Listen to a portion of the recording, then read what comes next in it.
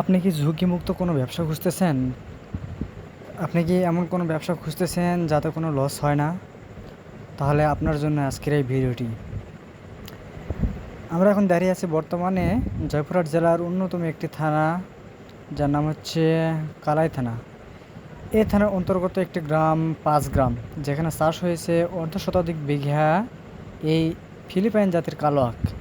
যে আখ এতটাই লাভজনক যে প্রতিনিয়ত এই আখের পিছনে শত শত মানুষ ঝুঁকতেছে। এই আখ কতটা লাভজনক তা আপনাদের সামনে উপস্থাপন করার চেষ্টা করব ইনশাআল্লাহ।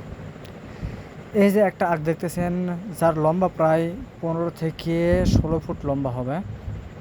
এই আখটির বৈশিষ্ট্য হচ্ছে অত্যন্ত নরম, মিষ্টি এবং রসালো। এই আখটি বাজারজাতকরণে তেমন কোনো ঝামেলা নেই। পাইকাররা সরাসরি জমিতে এসে এই আখ ক্রয় করে নিয়ে যায়। এই আখ এতটা নরম যে ছোট বাচ্চা থেকে বৃদ্ধ, বয়স্ক, যত বয়স্কই হোক না কেন, যাদের দাঁত নেই এমন ব্যক্তিও এই আখটা চিবিয়ে খেতে পারে। এটা হাত দিয়ে ছিলতে পারে সকল বয়সী লোক। এটা দাঁত দিয়ে ছিলার কোনো প্রয়োজন হয় না। এই আখ চাষ করতে 1 বিঘা অর্থাৎ 33% 1 বিঘা জমিতে আখ চাষ করতে খরচ হয় মোট চারা লাগানো থেকে শুরু করে আপনার হারভেস্ট পর্যন্ত খরচ হবে 80 থেকে 90 হাজার টাকা। এবং এই আখ হারভেস্ট করতে পারবেন 11 মাস বয়সে।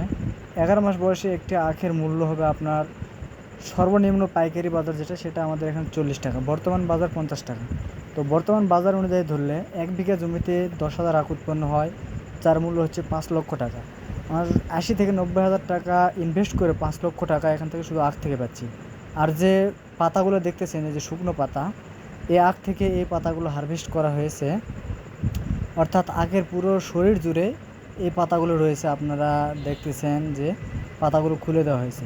এই পাতাগুলো আমরা জ্বালানি হিসেবে ব্যবহার করতে পারি।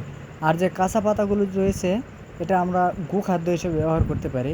যা 1 বিঘা জমি থেকে যে পাতা উৎপন্ন হয়, সে পাতা দ্বারা আপনার অন্তত 4 থেকে 5টি গরু, গাভী অনায়াসে লালন পালন করা যায়, যাতে অন্য কোনো গোখাদ্যের প্রয়োজন হয় না।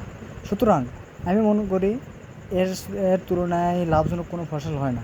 আর হ্যাঁ, একটা কথা আপনাদেরকে বলে দিচ্ছি, এতে কোনো লসের সম্ভাবনা নেই। একটা আখ উৎপন্ন করতে আপনার 8 থেকে 9 টাকা খরচ হয় এবং বিক্রি হয় 40 থেকে 50 টাকা। ধন্যবাদ।